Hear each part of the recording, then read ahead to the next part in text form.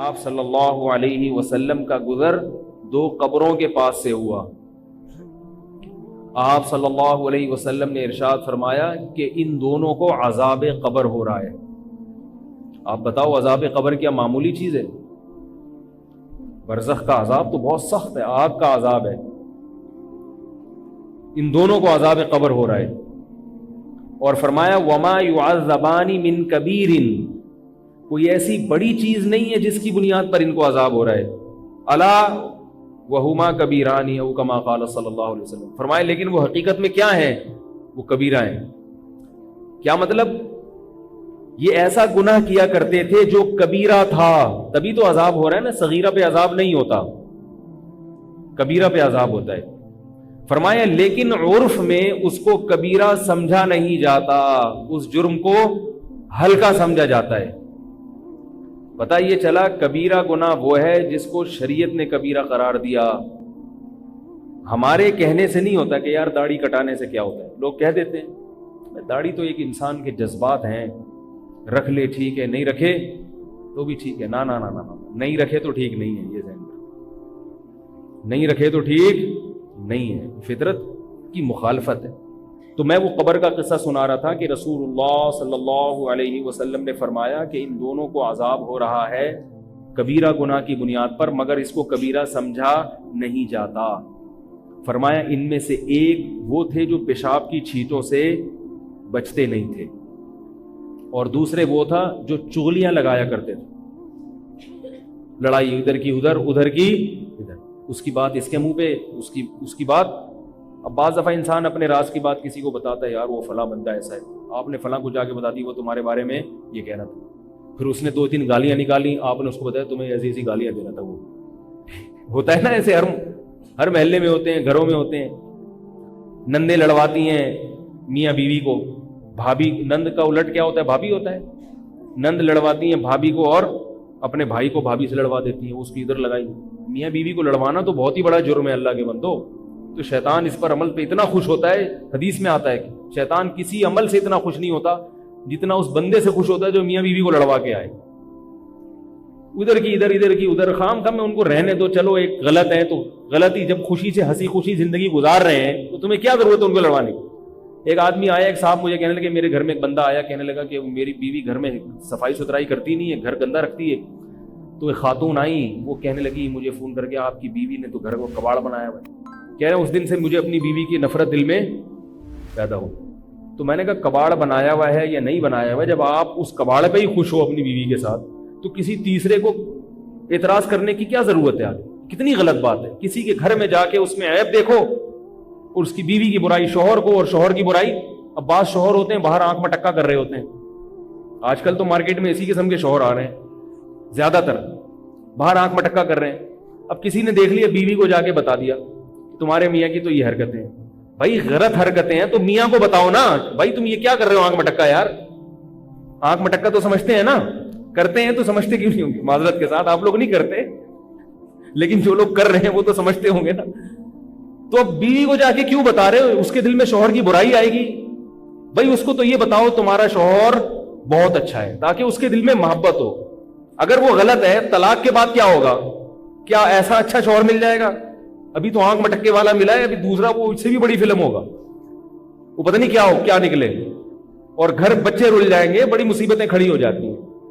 تو چغلیاں لگا کے دوستوں میں لڑائیاں پیدا کروانا، امام مسجد کو مقتدیوں سے بدگمان کرنا، مقتدیوں کو امام سے بدگمان کرنا، کمیٹی کو انتظامیہ کو امام سے، امام کو انتظامیہ سے. ہر آدمی ایک دوسرے کے خلاف لڑوا رہا ہے ایک دوسرے. محبت کی باتیں کم ہو رہی ہیں، لڑائی کی باتیں، بھائی بھائی کو لڑوایا جا رہا ہے، بہن بہن کو لڑوایا جا رہا ہے. سب پتہ نہیں ہم بچے ہوئے کیسے. اسی طرح یاد رکھو، حکومت کو عوام سے لڑوانا، عوام کو حکومت سے لڑوانا، یہ بھی غلط ہے.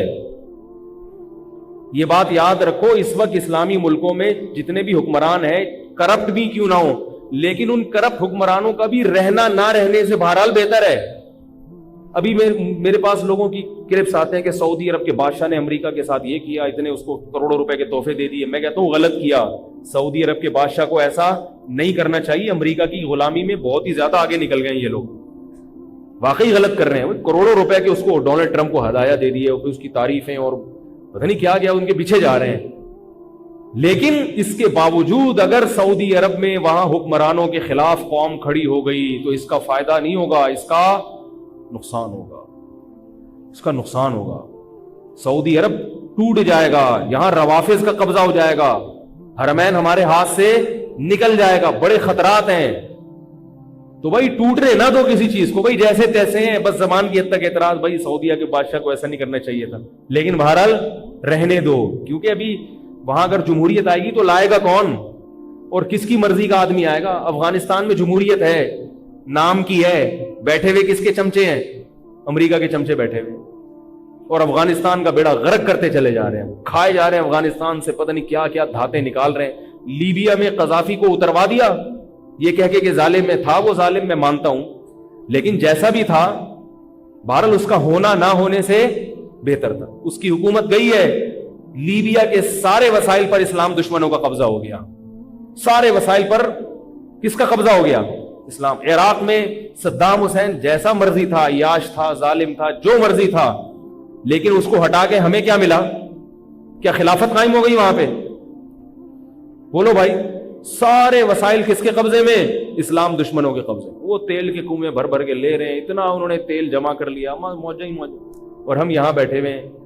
او بھائی جو تو حکمرانوں کے خلاف عوام کو ایسا کر دینا کہ وہ تلوار لے کے ان کے خلاف کھڑے ہو جائیں. ہاں زبان سے جہاد ضروری ہے, ان کی غلط پالیسیوں پہ ان کو ٹوکنا کہ یہ غلط ہو رہا ہے, یہ صحیح ہو رہا ہے, یہ تو ضروری ہے, کیونکہ یہ ورنہ یہ بالکل ہی آؤٹ آف کنٹرول ہو جائیں گے. لیکن ان کے خلاف اگر لڑو گے تو نتیجہ کیا نکلے گا؟ تمہاری رہی صحیح قوت بھی ختم ہو جائے گی. تو نہ لڑو, محبت میں پیدا کرو گھروں میں بھی. تو نبی صلی اللہ علیہ وسلم نے فرمایا ان دونوں کو عذاب کیوں ہو رہا ہے؟ کبیرہ گناہ کی وجہ سے. ایک پیشاب کی چھینٹوں سے نہیں بچتے تھے اور دوسرے چغلیاں.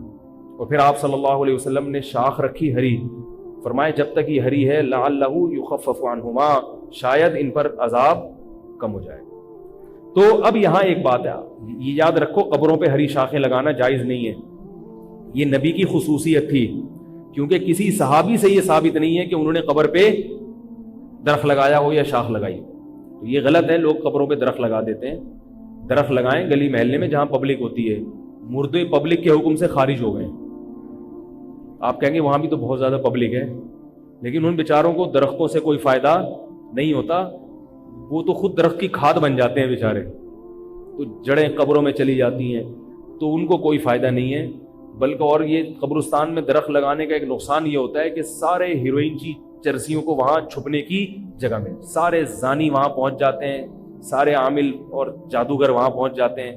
تو اب آپ جا کے دیکھو یہ اتنے گھنے قبرستان ہیں کہ اس میں مردوں کو تو کوئی فائدہ نہیں ہو رہا. مردہ تو قبر کے اندر ہے نا, اس کو تو ایئر کنڈیشن بھی لگا دو بیچارہ, اس کے لیے تو یہ دنیا ختم ہو گئی اس کا.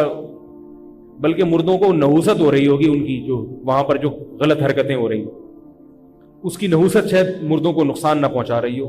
تو اس لیے درخت لگاؤ, زندوں کو ضرورت ہے بھائی درختوں کی, مردوں کو درختوں کی ضرورت بولو بھائی نہیں, زندہ کو ضرورت ہے درخت کی, تاکہ وہ تھوڑے دن اور زندہ رہ سکے وہ بیچارہ. تو دوسرا انہوں نے کیا, پیشاب کی چھینٹوں سے نہیں بچتے تھے. یہاں میں ایک تھوڑا سا مسئلہ بتا دوں, وہمی لوگ بہت ہوتے ہیں. اب وہمی یہ حدیث سن کے پیشاب کرنا ہی چھوڑ دیں گے. حقیقت بتا رہا ہوں, یار چھینٹنا پڑ جائے. تو حدیث کا مطلب فقہا سے سمجھنا چاہیے, فقہا سے. فقہا کہتے ہیں پیشاب کی جو بہت باریک باریک چھینٹیں ہوتی ہیں وہ معاف ہیں. یہاں وہ چھینٹیں مراد ہیں جو بالکل موٹی موٹی چھینٹیں ہوں, اور چونکہ ان کی عادت تھی کہ وہ بچا نہیں کرتے تھے, تو جب بار بار چھینٹیں پڑتی ہیں بار بار, تو کپڑا اتنا ناپاک ہو جاتا ہے کہ جس سے پھر نماز نہیں ہوتی. پھر نماز نہیں ہوگی تو یہ کبیرہ گناہ بن جائے گا کہ نہیں بن جائے گا؟ باقی بہت باریک باریک اگر چھینٹیں پڑ گئی ہیں تو وہ معاف ہیں, ان میں نہ پڑا کریں. حضرت زین العابدین جو تھے نا, مشہور امام گزرے حضرت امام زین العابدین اہل بیت کے, وہ کیا کرتے تھے جب انہوں نے پیشاب کے بارے میں حدیثیں سنی. ایک اور حدیث میں آتا ہے استنزہوا من البول فإن عامۃ عذاب القبر منہ, کہ پیشاب سے بچو اس لیے کہ اکثر عذاب قبر کس سے ہوتا ہے؟ پیشاب سے ہوتا ہے. اس میں یہ پیشاب بھی داخل ہے. خواتین جو گھروں میں بچوں کے پیشاب کا خیال نہیں کرتی, بچوں نے گدوں میں پیشاب کر دیا, کارپٹ پہ پیشاب کر دیا, خواتین اس کو صاف نہیں کرتی. جو نہیں کرتی ان کی بات کر رہا ہوں. تو اب کیا ہوتا ہے, اسی پہ لوگ آ کے بیٹھ رہے ہوتے ہیں, اسی پہ گیلے پاؤں لے کے چل رہے ہوتے ہیں. تو یہ وعید ان لوگوں کے لیے بھی ہے, سمجھ رہے ہو. خواتین کو چاہیے کہ کچھ کام پیمپر کرے گا, کچھ آپ بھی کر لیں. پیمپر اپنی ذمہ داری پوری کرتا ہے, لیکن بیچارہ کسی دن پیمپر لگا رہنا بھول گیا وہ. تو اب کیا ہے کہ اگر بچے نے کہیں بیڈ پہ کر دیا تو اب آپ نیچے ایک ٹب رکھیں اور اس گدے پہ اوپر پانی ڈال کے پانی بہا دیں. نیچے جب پانی گرنا شروع ہو جائے گا 2-3 دفعہ یہ عمل کرے تو وہ گدا پاک ہو جائے گا. اب اس سے خواتین کہتی ہے تو گیلا ہو جائے گا, تو وہ تو ہو گیا نا پیشاب سے گیلا.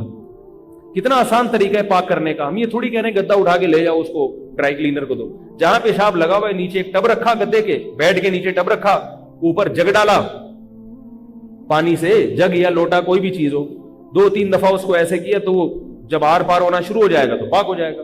کارپیٹ پہ اگر پیشاب ہو گیا ہے, کارپیٹ کو نیچے سے آپ لے جائیں, کوئی ٹب رکھ دیں کارپیٹ کے نیچے, اوپر اس کے پانی ڈالیں, تو وہ پانی جب نیچے بہنا شروع ہو جائے گا تو کارپیٹ کیا ہو جائے گا, پاک ہو جائے گا. کیا خیال ہے؟ پلاسٹک پہ اگر پیشاب ہو گیا ہے, پلاسٹک ہے اس پہ اگر پیشاب کر دیا ہے تو اب اس میں نیچے گدا وہ نہیں رکھ سکتے ٹب, تو اس کا طریقہ یہ ہے کہ پوچھا لیں, اسے اس پیشاب پہ خشک کریں, پھر اس پوچھے کو پانی سے دھو کے نچوڑیں, پھر دوبارہ اس پیشاب پہ 3 دفعہ یہ عمل کریں گے تو پلاسٹک کیا ہو جائے گا, پاک ہو جائے گا. اور اگر سیمنٹ کا فرش ہے اس پہ پیشاب ہو گیا تو جب تک گیلا ہے ناپاک ہے, جب وہ سوکھ جائے گا تو خود بخود بول لو بھائی پاک ہو جائے گا. کیونکہ سیمنٹ میں چونا ہوتا ہے, وہ جراثیم کو خود بخود ختم کر دیتا ہے. پھر بھی بہتر ہے کہ اس کو دھو لیں. نظافت بھی کوئی چیز ہوتی ہے, کچھ نہیں ہوگا, کوئی قیامت نہیں آئے گی. اگر فرش پہ پیشاب کر دیا ہے تو اس کو بھی, کیونکہ جب تک گیلا ہوگا اس وقت تک تو ناپاک ہوگا نا وہ, تو دھو لیں اس کو اسی وقت. تو تھوڑا سا کام کر لینے سے صحت بھی اچھی رہتی ہے, بچے بھی پاک صاف رہتے ہیں, اور عذاب قبر سے بھی حفاظت ہوتی ہے. سب کو اس کا خیال کرنا چاہیے. تو میں یہ بتا رہا تھا وہ حضرت زین العابدین کیا کرتے تھے کہ وہ جب انہوں نے یہ عذاب قبر کی حدیثیں سنی تو پھر انہوں نے ایک شیشے کا گلاس رکھ لیا, بوتل, کہ اس میں پیشاب کروں گا تاکہ چھینٹیں نہ پڑیں. چند دن یہ عمل کیا, پھر ان کو خیال آیا کہ ما فعل هذا من هو خیر منی, جو مجھ سے بہتر تھے نا محمد صلی اللہ علیہ وسلم, انہوں نے اتنی احتیاط نہیں کی ہے. یعنی وہ تو گلاس میں یا بوتل میں پیشاب نہیں کرتے تھے, تو میں کیوں پھر اتنی زیادہ احتیاط کروں. تو اس لیے یہ مطلب نہیں کہ آپ وہمی بن جائیں اور بار بار ٹارچ سے چیٹیں چیک کرنا شروع کر دیں. وہمی کیا کرتا ہے, ایک صاحب کا فون آیا, میں صبح اٹھتے ہی اپنی شلوار نا ایسے لائٹ کے سامنے رکھ کے چیک کرتا ہوں. صبح اٹھتے ہی اپنی شلوار, کوئی نشان تو نہیں لگا ہوا, کوئی گندگی نکلی ہو کوئی. میں نے کہا کہ یار صبح صبح قرآن کا مطالعہ کیا کرو, مناجات مقبولہ پڑھ لیا کرو, شلوار کا مطالعہ کرنا یہ اچھا کام نہیں. کیا خیال ہے؟ صبح صبح اٹھ کے شلوار اسٹڈی ہو رہی ہے, تو باقاعدہ اسٹڈی ہوئی نا, شلوار پڑھی جا رہی ہے باقاعدہ. شلوار میں PhD ہو جائے گی 1 سال کے بعد, اتنا ماہر ہو جائے گا. تو چھوڑ دو یہ کیا گندی حرکتیں. اگر نجاست نظر آ رہی ہے دھو دو, نہیں آ رہی تو بس نماز پڑھو, جائے اڑ کے جو دیکھنا شروع کر دینا, کوئی لگا تو نہیں ہے. اتنا نہیں بنایا شریعت نے مکلف, یہ وہمی اور پاگل ہونے کی علامت ہوتی ہے. تھوڑا سا احتیاط کر لو بس, یہ ضرور. تو بات میں جلدی سے سمیٹ کے ختم کرتا ہوں. تو وہو العزیز الغفور, اللہ زبردست غالب ہے اور اللہ خوب مغفرت کرنے والا ہے ان لوگوں کی جو توبہ کرنا چاہتے ہیں. تو میں یہ عرض کر رہا تھا کہ کبیرہ گناہوں میں داڑھی کاٹنا بھی ہے, لیکن علماء اس کو زیادہ اس لیے بتاتے کہ بہت سے لوگ کاٹ رہے ہیں, لیکن ہے بہرحال کبیرہ گناہ. تو ہمت کر کے رکھنا شروع کر دیں, سمجھ رہے ہو. اور سب سے بڑا کبیرہ گناہ تو کیا ہے, نماز کا قضا کر دینا. اور حقوق العباد میں سب سے بڑا کبیرہ قتل کرنا انسان کو, اور والدین کو ستانا, یہ اکبر الکبائر ہیں, یعنی کبیرہ میں بھی جو بڑے کبیرہ گناہ ہیں. تو ہمیں, ہماری ذمہ داری ہے ہم گناہوں سے توبہ کریں اور فرائض اور واجبات کو آسان طریقے سے پورا کریں. یہ پورے اسلام میں داخل ہونا پڑے گا. پھر کوئی کوتاہی ہو تو اللہ سے توبہ کر لیں, پھر دوبارہ کوتاہی ہو جائے پھر توبہ کر لیں, پھر کوتاہی ہو جائے پھر توبہ کر لیں. یہ طریقہ رہے گا تو پھر اللہ تعالیٰ کے وعدے ہیں, اللہ تعالیٰ کی طرف سے خوشخبریاں ہیں, نہیں تو پھر خوشخبریاں نہیں ہیں. یہ ہماری غلط فہمیاں ہیں جن کو ہم خوشخبریاں سمجھیں. اللہ تعالیٰ ہم سب کو صغائر کبائر گناہوں سے بچنے کی توفیق عطا فرمائے.